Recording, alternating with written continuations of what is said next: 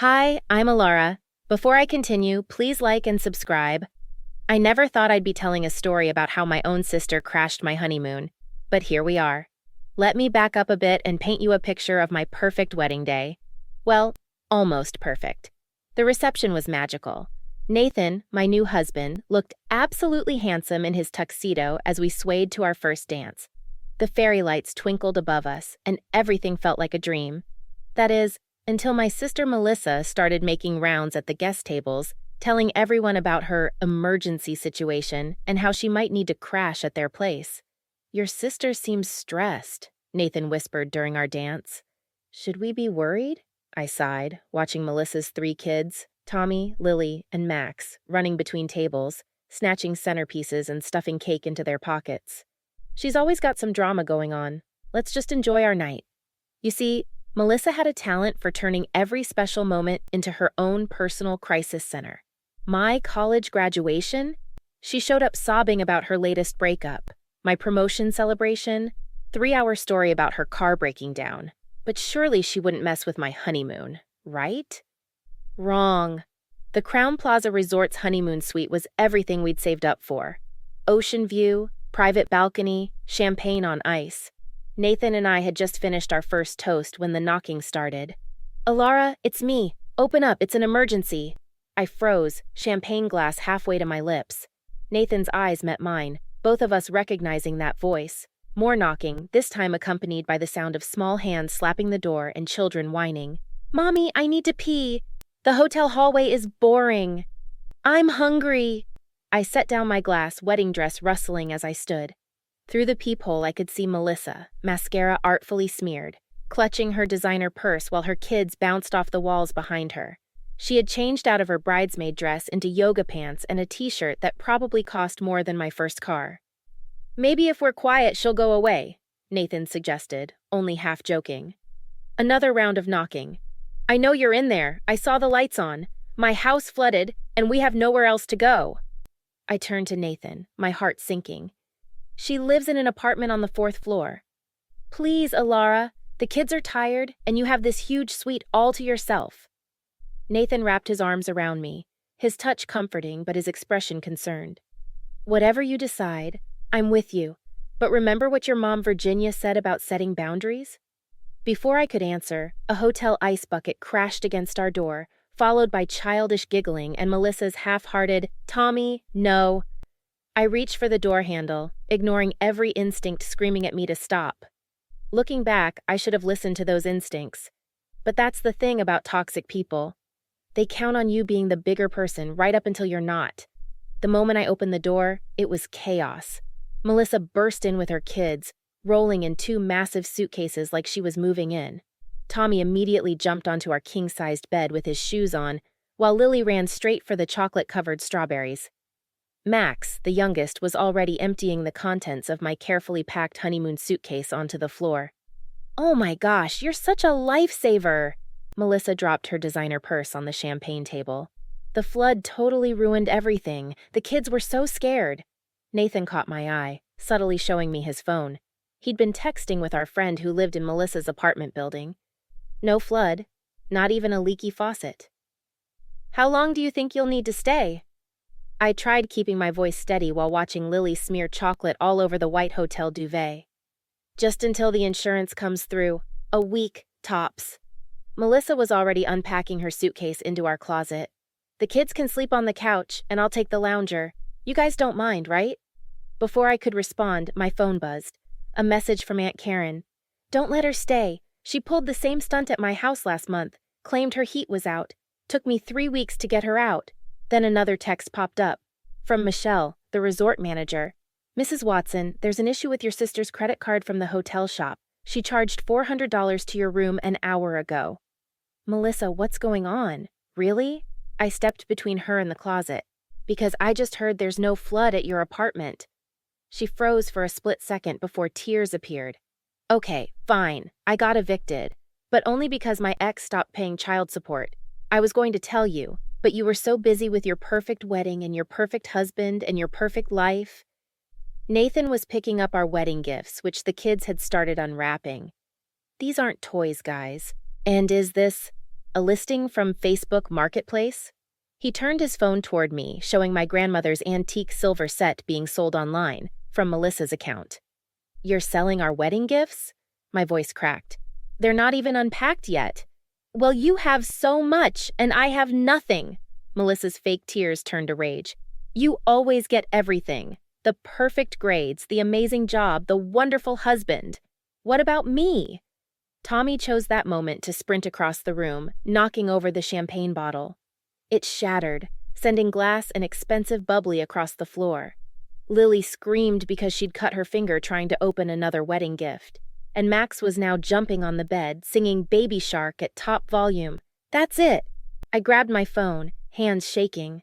I'm calling security. You wouldn't, Melissa gasped. To your own sister? What would Mom and Dad say?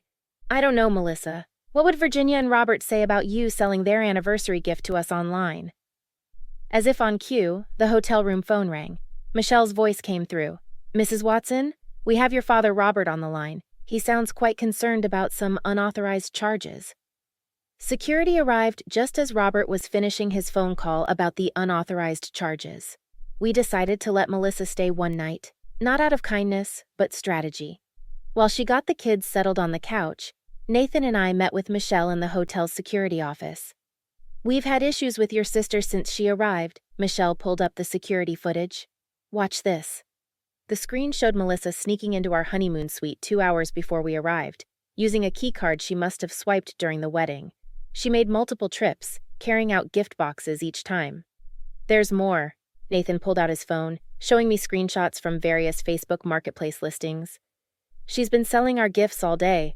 Look at the timestamps. She started listing them before the wedding even started. My phone buzzed with a message from Aunt Karen. Check your wedding registry. She's been marking gifts as purchased, but they never arrived. She did the same thing to her old roommate's baby registry last year. I felt sick. Michelle, can we get copies of all this footage? Already working on it. And Mrs. Watson, there's something else. Michelle handed me a stack of papers.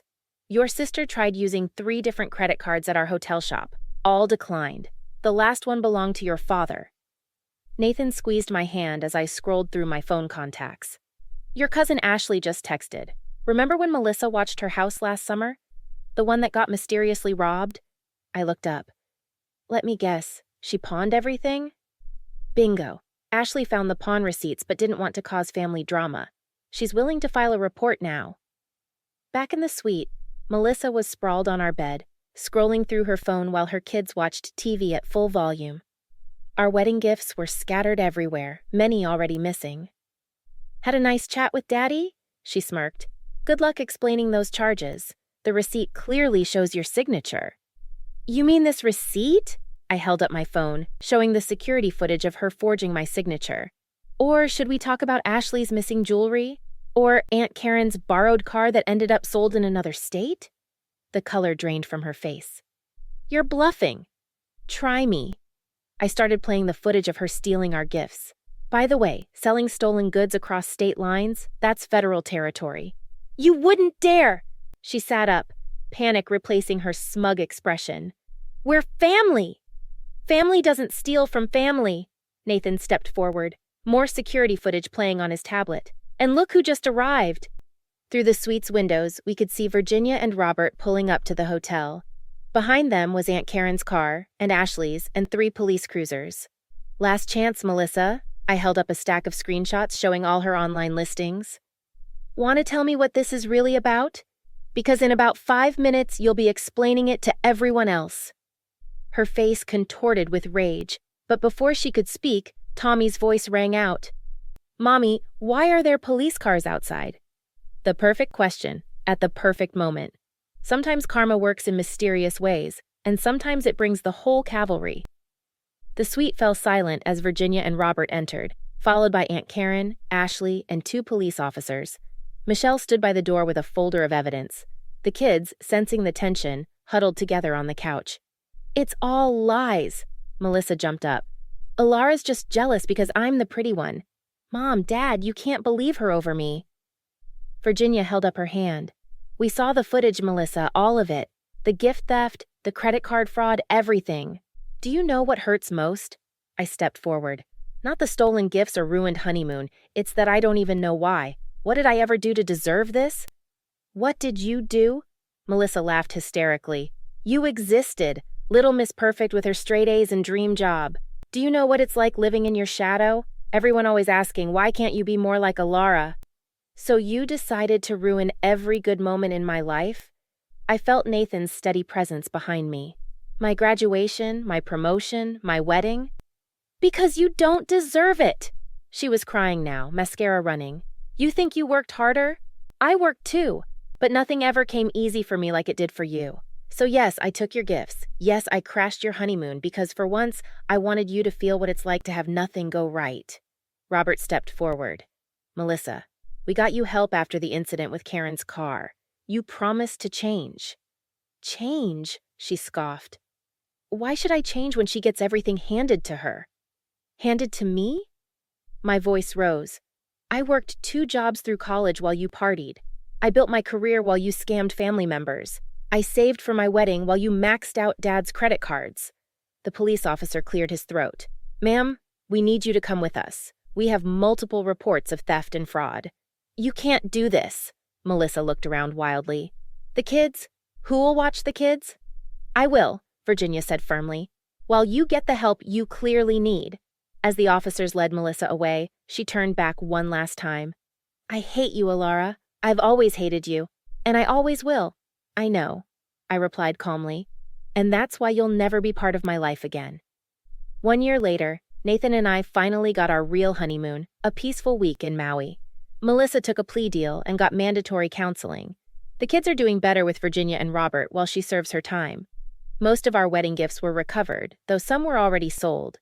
As for me, I learned something valuable. Sometimes the most toxic people are the ones closest to you, and sometimes the kindest thing you can do, for yourself and for them, is to walk away. Ready for dinner, Mrs. Watson? Nathan wrapped his arms around me as we stood on our Maui balcony. I smiled, watching the sunset paint the sky in colors Melissa would never see from her court-mandated housing. You know what? I really am. Sometimes the best revenge isn't about getting even, it's about getting free. This is the end of my story, and I need your thoughts on something that's been haunting me. Would you press charges against your own sibling if they deliberately destroyed your special moments out of jealousy, even with 3 young children involved? I chose justice over family loyalty. Was I too harsh with Melissa? Share your experiences in the comments below. How do you handle toxic family members when innocent kids are caught in the middle? If this story resonated with you, please consider hitting that like button. It helps others find our supportive community. Subscribe and turn on notifications to join us for more real stories about setting boundaries and finding strength in difficult family situations. Thank you for being here. Your support means everything.